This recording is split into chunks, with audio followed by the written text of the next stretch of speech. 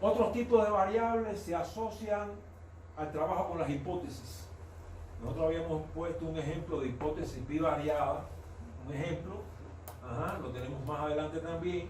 Y cuando trabajamos con hipótesis, bueno, estamos comprometidos a declarar una variable independiente y una variable dependiente. Recuerden ustedes que la independiente es causa y la dependiente es efecto.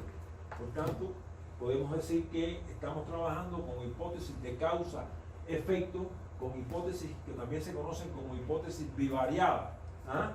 La variable independiente la maneja el investigador y la variable dependiente es el resultado de la aplicación, de la puesta en práctica de la variable independiente, y se usa de hecho para las hipótesis. Aquí hay un ejemplo de hipótesis bivariada, porque tiene una parte del sí que contempla la causa y una parte del entonces que contempla el efecto.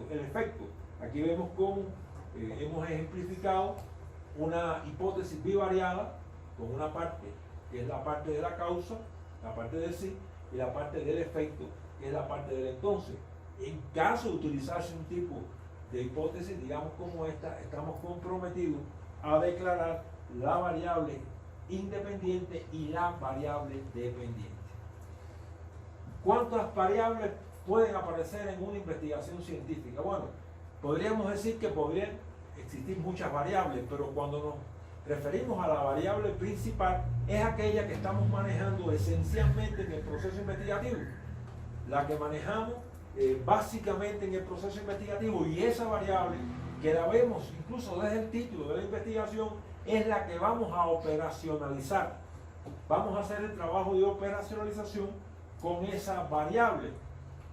Estas variables pueden derivar de investigaciones de proyectos realizados en equipos de trabajo, de investigaciones para la obtención de títulos, como es el título académico o el grado científico, o sea, para las maestrías y para los doctorados. Significa esto que en una investigación de maestría vamos a trabajar siempre con una variable principal. En una investigación de doctorado vamos a trabajar siempre con una variable principal, y esa variable principal es la que vamos a operacionalizar. En este caso, ejemplo para maestrías y doctorado. Por ejemplo, aquí tenemos un título.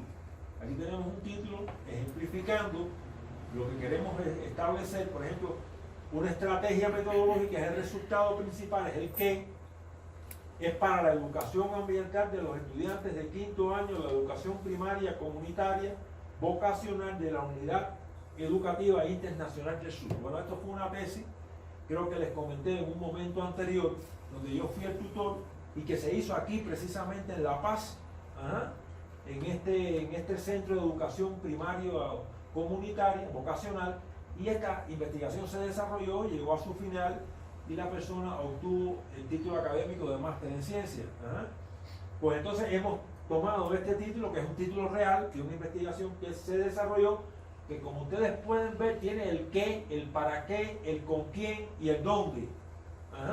Ahora bien, lo que queremos es ejemplificar que la variable principal de esta investigación la podemos encontrar ya desde el propio título. Vean ustedes que la educación ambiental de los estudiantes de quinto año de la Unidad Educativa Internacional del Sur es la variable principal de la investigación. Lo que varía de hecho es la educación ambiental de esos estudiantes, de ese nivel quinto grado, de esa unidad educativa. Esa es la variable principal. Es lo que va a manejarse desde el punto de vista de la operacionalización que estamos haciendo referencia. Ahora bien, en un proceso de operacionalización, lo primero que tenemos que es extraer la variable, o sea, conocer cuál es la variable principal. Digamos que, ¿dónde la vamos a encontrar? En el propio título la vamos a encontrar. Vean ustedes que esta variable ya está en el mismo título del proceso de investigación. Ahora bien, esa variable principal ya empieza a aparecer en alguno de los momentos principales del proceso de investigación. Es decir, generalmente a esta variable que estamos manejando aquí, bueno, va a aparecer o en el primer momento, que es la teoría, o en el segundo, el diagnóstico.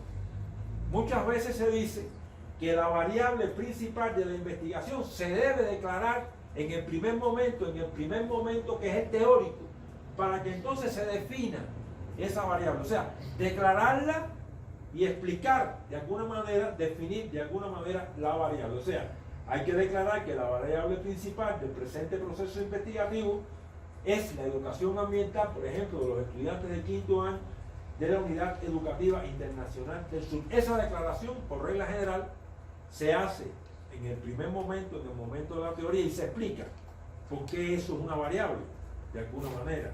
Ajá. Por tanto, el proceso de operacionalización muchas veces pregunta, ¿dónde se hace? ¿En qué momento aparece ese proceso? Bueno, el proceso de operacionalización está en toda la investigación, está en el informe investigativo, porque es como una manera de orientarnos en ese proceso investigativo.